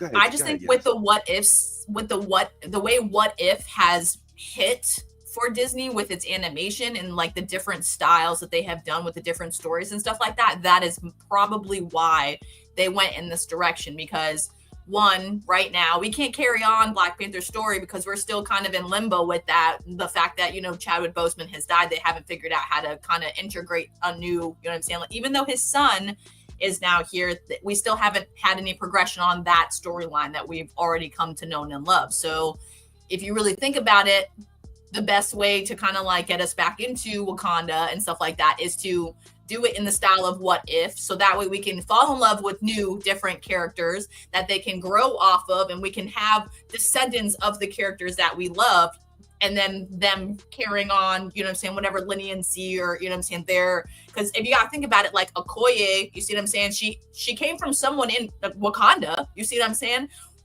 How did she become such a powerful, you know what I'm saying, like force of nature that we fell in love with? It had to be someone had to like basically mold her, you know what I'm saying, and kind of helped. So that's where I think they're kind of going, is, you know what I'm saying, they're going with like past generations and just different stuff like that, so that way we can move on with what we have now in a newer, different direction than what we were going to, because Wakanda kind of technically, like, everything got halted after unfortunately we lost Chadwick Boseman. So that's where I think that they're doing with it. That's why. Well, I mean, let me go ahead. Let me say this real quick. Go ahead. I think that it's definitely a good idea to expand the characters of Wakanda. I think that it may even be a little wiser to focus more on Ayo than Okoye, because Okoye is now a whole different person. You know what I'm saying? Right. And I like the idea of the lover and all of that, but I like Ayo because she already showed up in Falcon and Winter Soldier. You know what I'm saying? She's already kind of like being a catalyst. You know, she's kind of like the Rosario Dawson of last year's Marvel on screen projects. But I would challenge anybody who says that an animated project is shortchanging. A lot of the stuff that we've been seeing, especially this year, has been extremely dope. And it's animated. I mean, one of our favorite shows right now is Arcane. You love Blue-Eyed Samurai. We sat and right now I'm not really loving it, but I'm watching Gundam and it's decent. There's a lot of really dope animated. We watched all of the Star Wars anime with Visions and all these other things. I don't think that taking a interim step of providing more content for any realm of Wakanda is a mistake. And I don't think that that folks who are making content for Wakanda should only focus on live action shows or live action productions, because that's not how you keep a franchise alive, with simply live action. And that's just my opinion. You know what I'm saying? Like, it's like saying DBZ, enough of the animated stuff, give us the live action movie, give us the live action shows. It's like, well, look, animation's not that bad either. So I think it's okay to add these things. And I don't think that Steve Toussaint, which, by the way, Toussaint, that's the son of Wakanda. That's also T'Challa's name too in this upcoming joint. So there's some crossover there. I don't think that having an animated series is taking away from the allure of Wakanda. If anything, in my opinion, it will only add to it. It will only add to how much we're looking more forward to more from Wakanda. I'm hoping that's the case. I get where you're coming from in terms of shortchanging, but I don't think that we should just greenlight only live action projects for Black Panther. And I don't think that not doing a project live action is like saying, okay, well, we're not going to do the black. I mean, What If, X-Men, like, they're doing a whole bunch of animated stuff. So to include Black Panther, I think that's my point. And they're successful. They're successful. No, that's what I'm not saying they're not successful, and I'm not. I totally get what both of you guys are saying. What I'm saying is, if that is the case, and you want to sit here and you want to showcase all of the aspects of Wakanda, not including Ayo and Okoye, but other individuals and other people and other places that reside within the territory of Wakanda, that makes sense. That makes absolute sense. What I'm saying is, we have What If. We have a platform in which you can introduce all of these. They did it. They introduced aspects of the Black Panther within the What If series, and we loved it. And I'm not saying we wouldn't love it if they did the same thing with new characters within the What If series. What I'm saying is, it's really, I'm not gonna act like I don't see stuff that happens when it happens. Like, we just watched a live action Agatha series. We just watched a live action. Everything has been live action, and then when Eyes of Wakanda comes, it's all of a sudden, yo, you can shake your head all you want. What if it was not live action? What if it was not live action? I didn't say anything about it. Like you're not listening to what I'm saying. No, what I said was, what if is a property and a platform that allows you to use animated storylines within that property. That doesn't, it's not contained to one specific show. It has all of the different things that live, the properties that live within the Marvel MCU universe, where they can take stories and make stories, short films, short stories, and do the animated versions, which they have done successfully. What I'm saying is, it has not been another animated series that is deemed from live action until now. Like you were talking about X-Men 97. X-Men 97 is its own property that was started as an animation with the X-Men cartoon originally, and then just basically progressed to X-Men 97.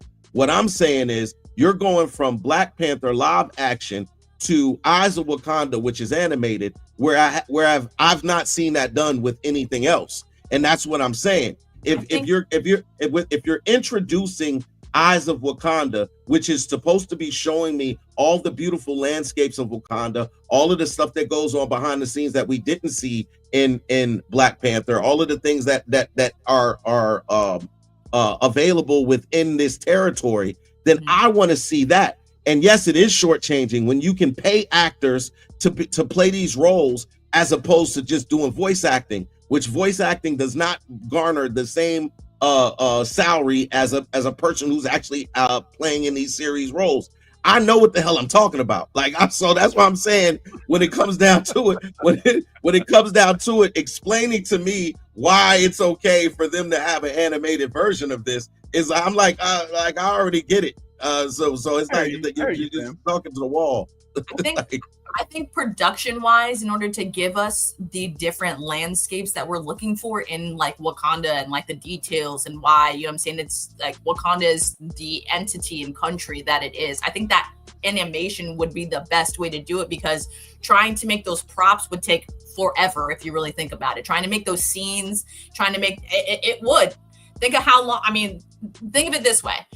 Why did Rings of Power use CGI? It was amazing fucking CGI, but why did they use it? Because some of the scenes were fucking and completely hard to basically make, but they came out and looked so spectacular and they drew us in. Do you see what I'm saying? So with the Eyes of Wakanda has so many different territories that looks and are completely different. And we saw that in the last movie when we saw the town.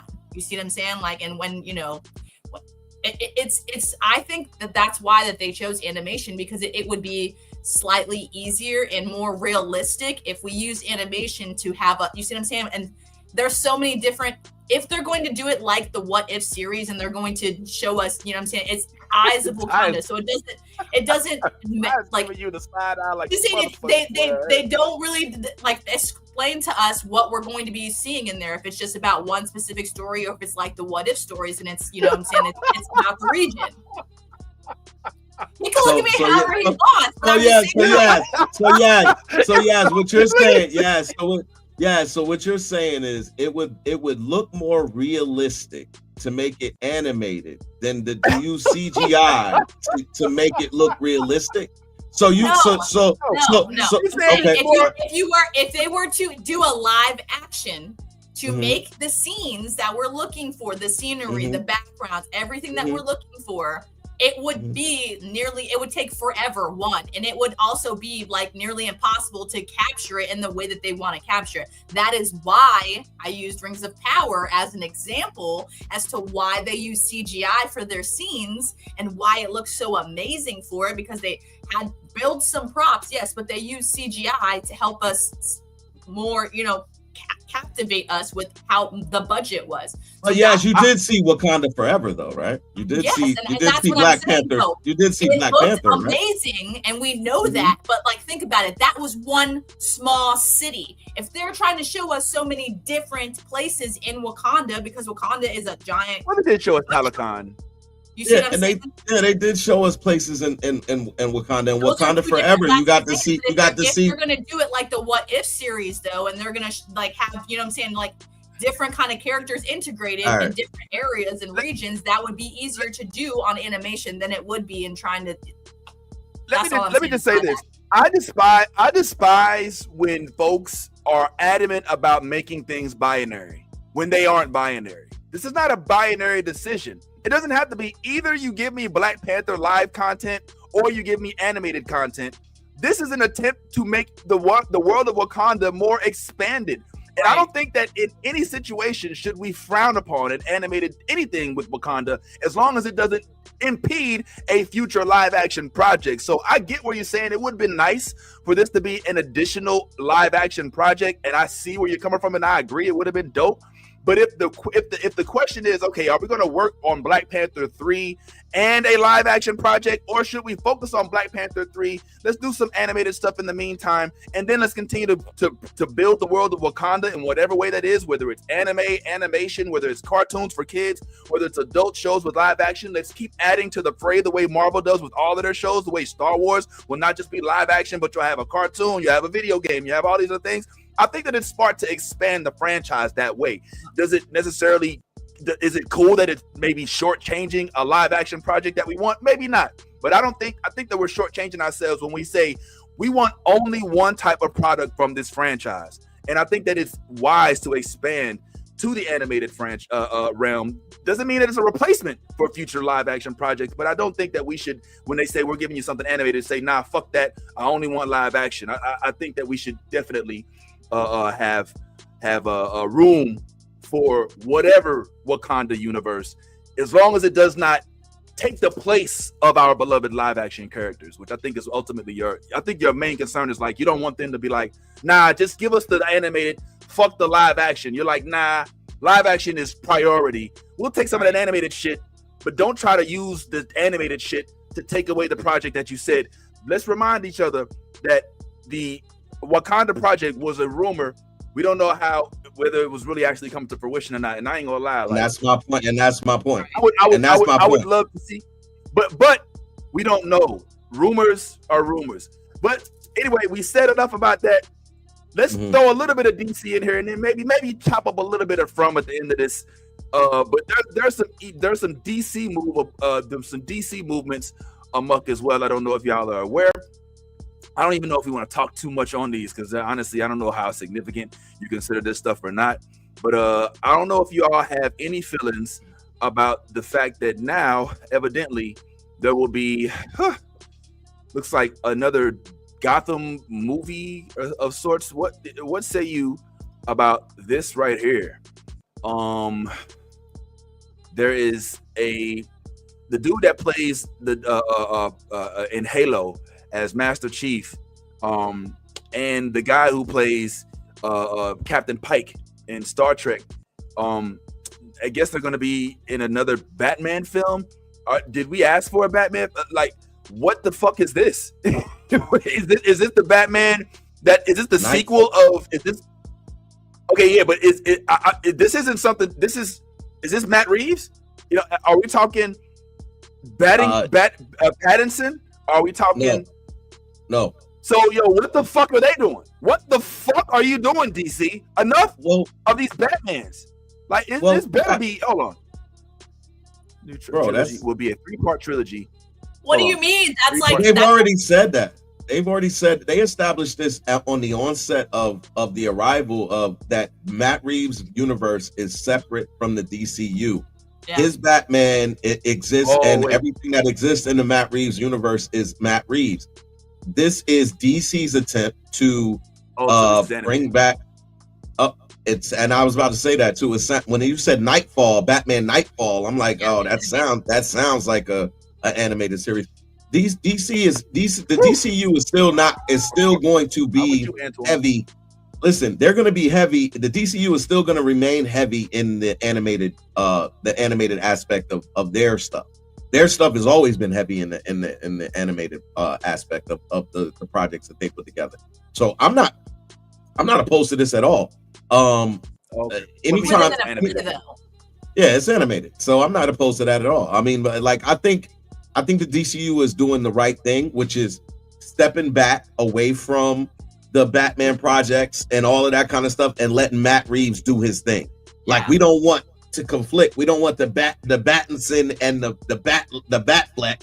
You know what I'm saying? To have to be like competing with each other. That's so funny. yeah, it's at this point. Anything animated coming out of the DCU, I'm cool with, man. I don't know if you guys watched the Paradox. What was it? The last DC. They had like a trilogy with the Flashpoint, the Flashpoint DCU. Not sure. Oh, it's good. The Flash it's 3. They did three iterations of it, so it's like part 1, part 2, and part 3. So yeah, it's called Flashpoint.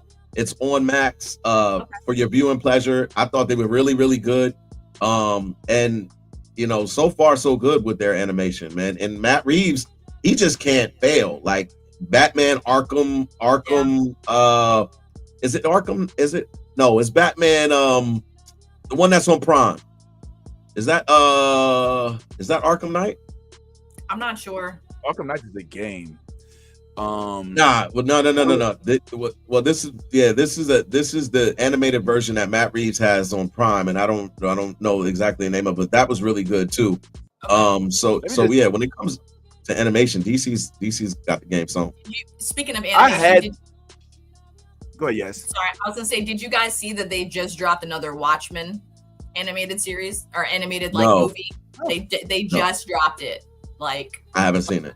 Like this week or something like that. I was I think it was like 2 nights ago. I was up to like 3:00 in the morning after I got home from work, and I was just trying to wind down, and I was like, oh shit, Watchmen animated? Oh, okay, DC. Okay. So I mean, it's basically like very similar to the live action. You know what I'm saying? Like the classic live action with like with all the characters in them. Dr. Manhattan. You got the. It wasn't bad actually, Lorraine. Like it was basically like the live action just animated, and the animation was actually really fucking good. Like I was very surprised. Like I mean, granted, keep in mind it's literally the exact same story as the live action in animation. Like there's really no difference, like none. But I mean, it was nice to just have a recap and watch it animated. I mean, it looked seamless. Like it looked really great, but. I mean, it's nothing different from the one that you've already seen. It's just animated, this one. So, I mean, and yeah, Dr. Manhattan, they emphasize on certain aspects when he first comes into light. So just don't be alarmed and don't let your husband on that shit because it was put some goddamn clothes on. Whoa, bro.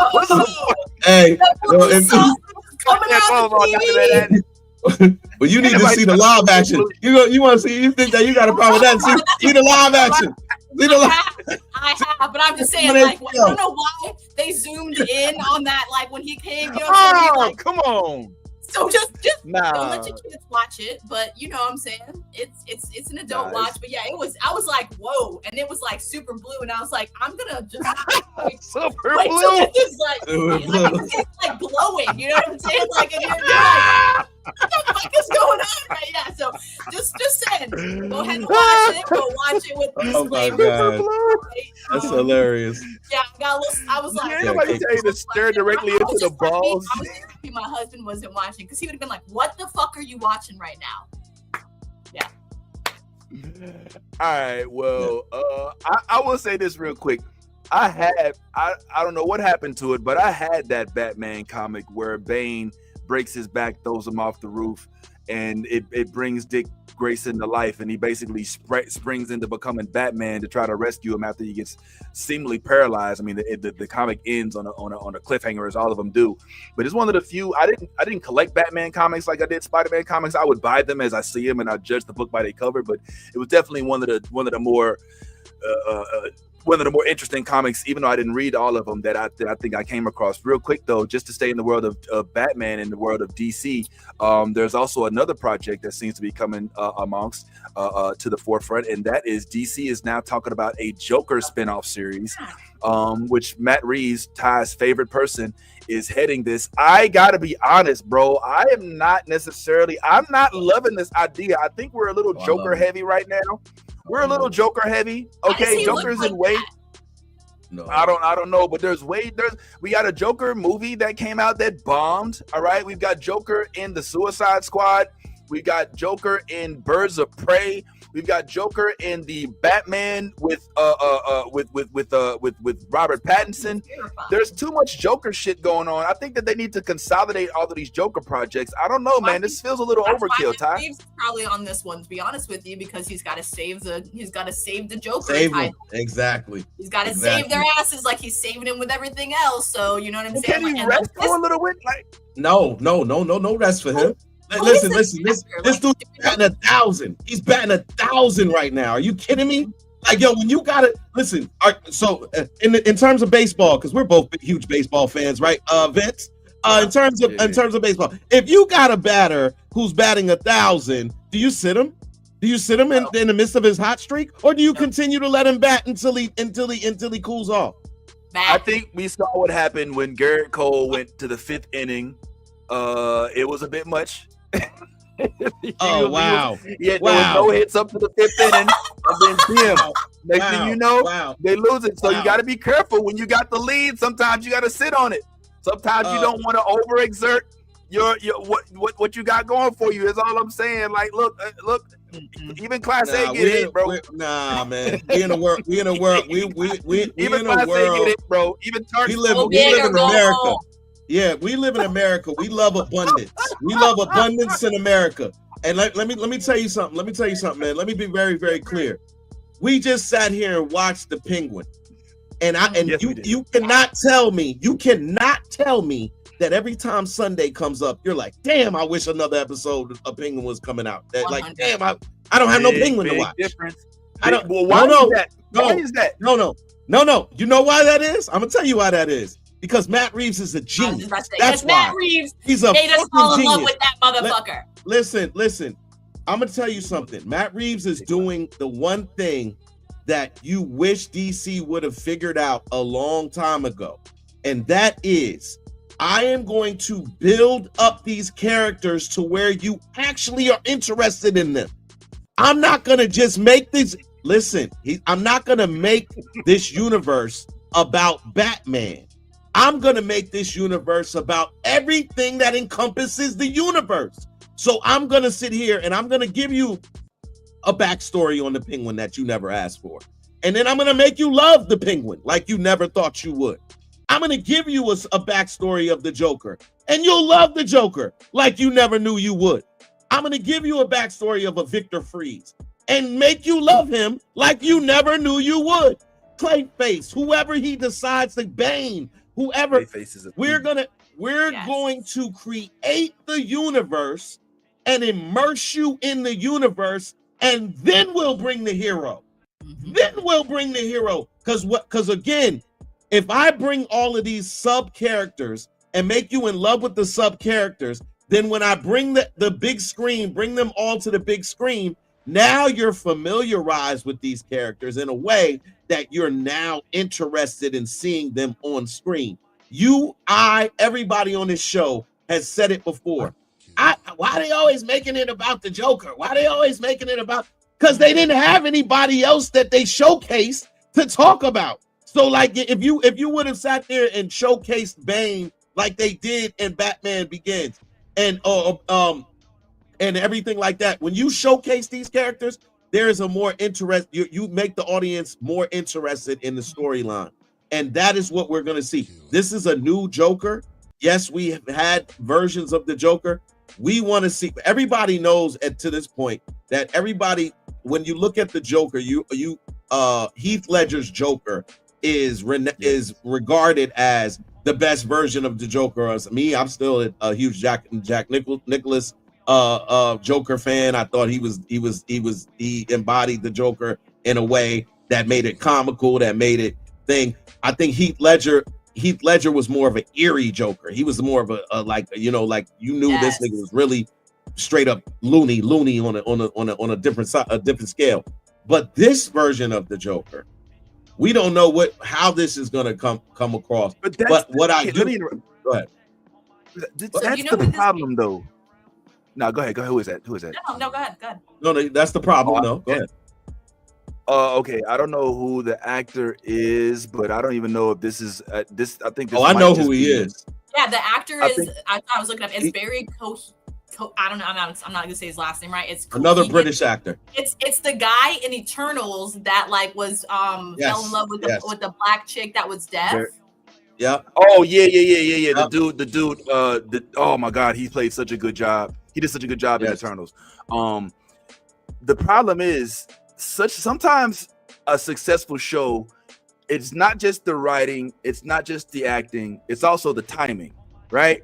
Like sometimes things come together in a manner that makes it such a perfect production for that period. And I think Penguin fit that because, as I said before it dropped, the reason why it's going to be so dope because nobody's looking for it. Nobody's asking for it. Nobody's expecting it. There is zero level of expectation for Penguin because we haven't asked for a Penguin project. We don't know if we want one or not. Joker is not the case. He's already gotten two movies. He's already starred in The Dark Knight, which we are already heralding, as you just said, even after the Battinson, even after old boy from 30 Seconds to Mars, Jared Leto, even after everybody tried to claim these roles of Joker, we're still heralding Heath Ledger as one of the best Jokers, even after Jack Nicholson. So there is no absence of admiration for Joker in this realm. Penguin is not the case. It's a complete dark void. You can basically have an empty canvas and you can do whatever you want to. Joker is coming with expectations from multiple angles. And now you're bringing a Marvel guy into the DC realm to play that character. And let's keep it real. I agree with everything you said about developing this underworld where we're kind of spotlighting the undervillains and making it so that the hero is not the star. But this is not the case with the Joker. The Joker has been the star of DC for the past 20-something years. Since Michael Keaton came out and Joker was the very first villain of the very first Batman movie, the Joker has not been shy or lacking of any face time when it comes to the industry. I think that it's a mistake to focus on the Joker. I think that there's way too many characters in the DC realm to give the spotlight to rather than trying to get more money out of this cow that I think that they know is actually the case. You got Clayface, you got King Shark, you got Hugo Strange, you got Victor Freeze, like you said, Poison Ivy, you got Selena, like there's so many different places to go where we don't have any canvas that for them to go back to the Joker well feels desperate. It feels unnecessary. And I mean, I trust Matt Reeves, so I'm sure that the project will be great. But it feels like it's like stop going to the same characters. That's what DC's issue has been this entire time. Spider-Man was great, but then they was like, okay, Iron Man, Captain America, Hulk, all these other characters that are known but not necessarily focused on.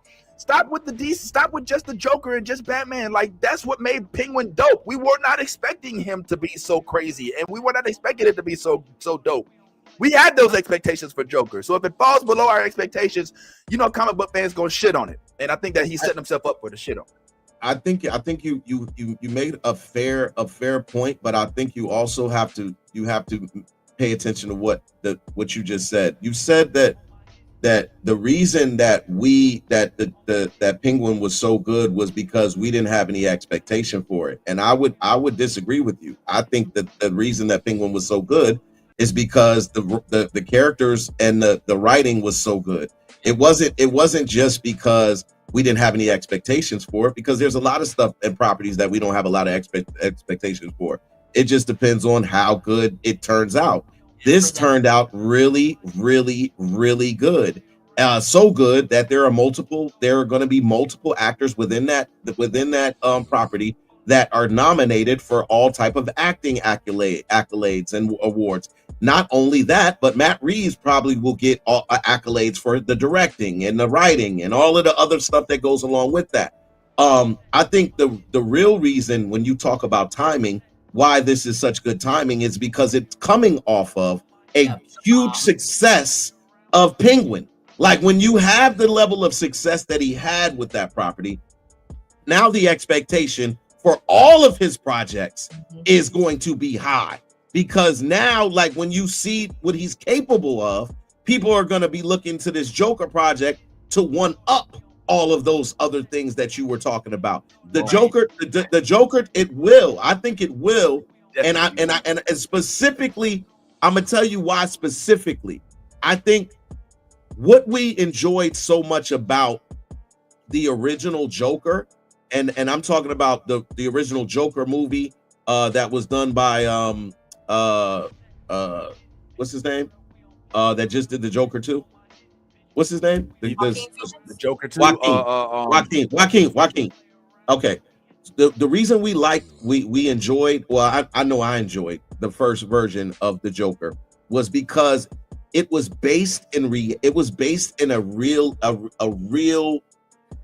setting, like a real time setting that is conducive to that in which we live in.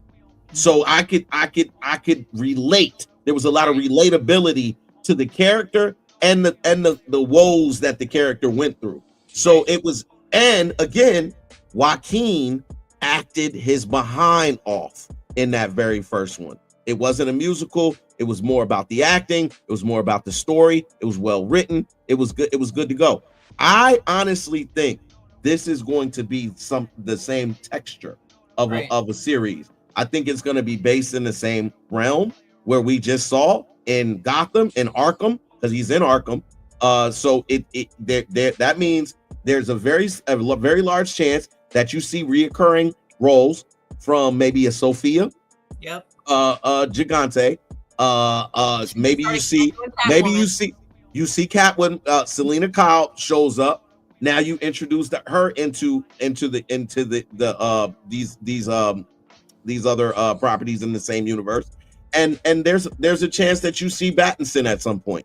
But I say all of that to say that Matt Reeves right now is a hot commodity. It is not, you do not just douse the flame of such a hot commodity right now. Like he right now is probably the top director in terms of series in Hollywood right now. There's no question about it, because what he's been able to accomplish with that Penguin series has everybody excited about this Joker spinoff series and the possibilities that come along with it. So I think that's where we need to focus on.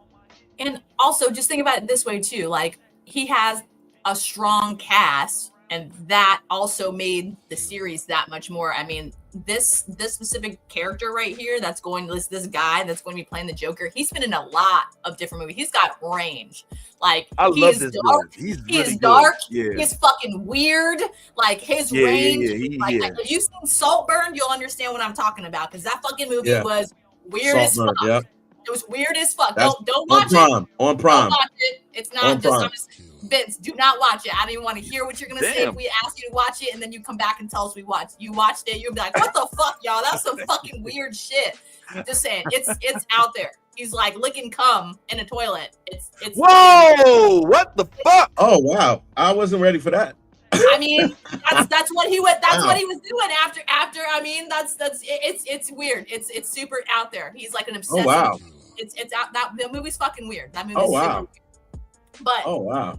He's got a lot of range as an actor. You know what I'm saying? So I'm kind of excited to see basically like him as the Joker. That shit's gonna be creepy. It's gonna be intense. It's gonna be like it's gonna be crazy. And if you think about it, doesn't the Joker integrate all of like the bad characters? You know what I'm saying? He's kind of like the Spider-Man that he like has all like, you know what I'm saying, like his villains, you know what I'm saying, like all his friends are basically, you know what I'm saying, like he coerces all of the bad people to go after Batman, basically, you know what I'm saying? So you need the Joker in order to get those other characters like Clayface and Bane and Poison Ivy, you know what I'm saying, like, because they interact with Joker, don't they? Okay, all right. Okay, well, look, we only got a few minutes left, so I guess we can spend it on DC. So real quick, for those of you all who pulled up to talk about Dune Prophecy, sorry, and From, Catch us on Monday. So we'll have to change the title after we post this video because it definitely didn't go the way we wanted to, but we definitely want to vibe today. But all right, what say you this? Final thought with regard, and also a couple of things that we didn't get to mention. We didn't get to really talk about. Arcane. I wanted to go on Arcane. We still have yet to go in on Arcane, and we will. I promise you we will. And matter of fact, I promise you we will talk about this next week because we have our special guest, Maddie, who may be coming on, and there may be some other special guests, but we're not going to drop them just yet. So we will definitely talk about those things. My apologies for today. We just got excited, man. We talk about these new projects, but what in the last word, James Gunn is taking over DC, but Matt Reeves is doing all this work. Where does this fit within the DCU? This Matt Reeves world? Because if Matt Reeves is now competing with the DCU, don't you find that problematic? They're like at some point in time, aren't they going to butt heads? No, remember, because we were just talking about this in like a couple episodes ago. It's like with Disney, why Disney's been slacking so hard, and now why has now HBO and DC has now been getting better. You see what I'm saying? Now Disney's like, damn, I gotta get fire again. You know what I'm saying? Like you need competition to keep you going, to keep that fire going. You see what I'm saying? So James Gunn was like, oh, I'm on top. You know what I'm saying? With Peacemaker and you know what I'm saying, like the different stuff that he had coming out. He was technically. But we haven't really seen anything from him like all year. Am I correct? I mean, just animated stuff. I mean, it's the Penguin, right? Oh, you talking? No, she's talking about James Gunn. She's talking about James Gunn. We haven't seen really Gunn is still working on the Lantern Corps. Like they just secured Aaron Pierre for the role. Right, but like, they got their own. And Superman. Since we had Peacemaker, though, you see what I'm saying? Like Matt Reeves, Batman movie. You see what I'm saying? Like Joker. You see what I'm saying? I mean, Penguin. You see what I'm saying? Like he's continuing up the fire. So I mean, like that's why he's so hot right now. James Gunn is like, oh, I'm getting together all these projects so that way we can start, you know what I'm saying, dropping them in the MCU style. You see what I'm saying? But he's trying to take his time to, you know, narrow in and make sure that they're projects that we're all gonna fall in love with. Matt is over here having he's like, all right, bring up the list. We're going to start with this one.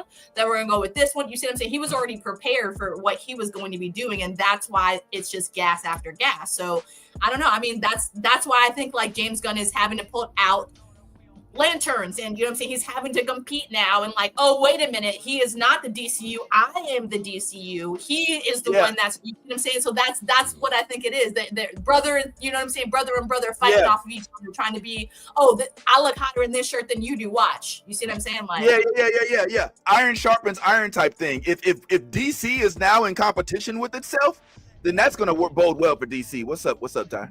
I don't necessarily think that they're in competition. I think they're working in conjunction. I think that Matt Reeves has made it very clear that what he's working on is isolated to the Batman universe.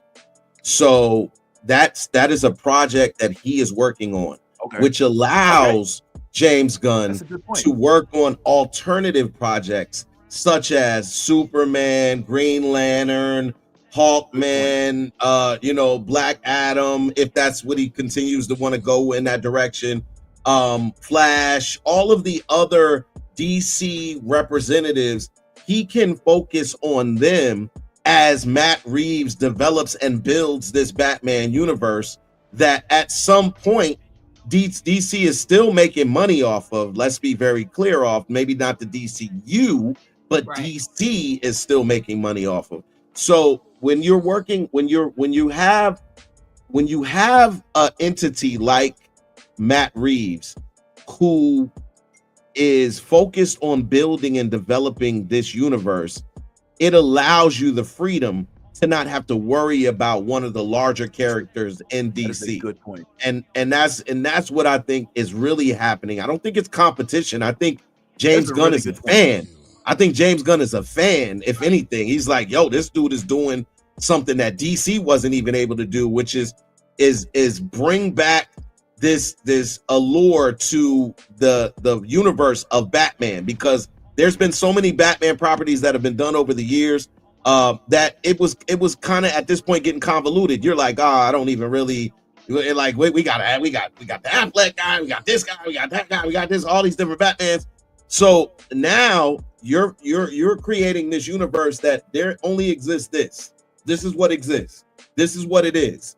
This person, this person, this person, this person, this person.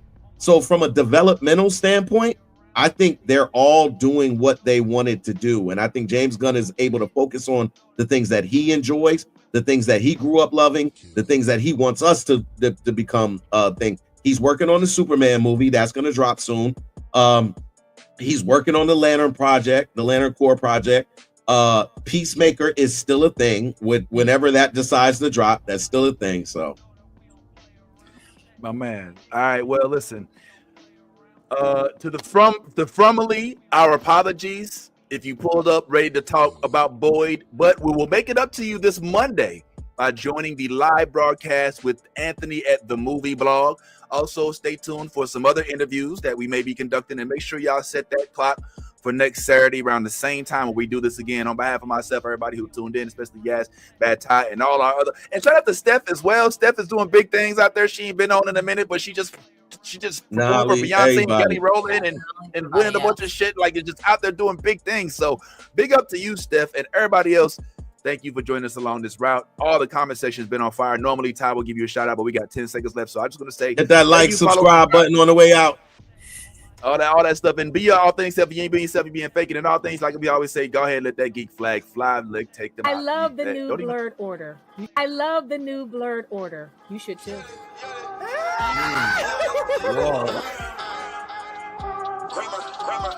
Let me get all this 10p Wayne. All the niggas rapping about the same old thing. I've been coming through with the same old gang. Ain't shit changed except 9 got a name. Got it out the mud, but we got no stains. Cold ass lizard with a gold ass chain. The girl call me daddy, not my government name. Money on my mind, got them bands on my brain. Let me tell y'all about a nigga I know. The nigga stay clean, so he always got home.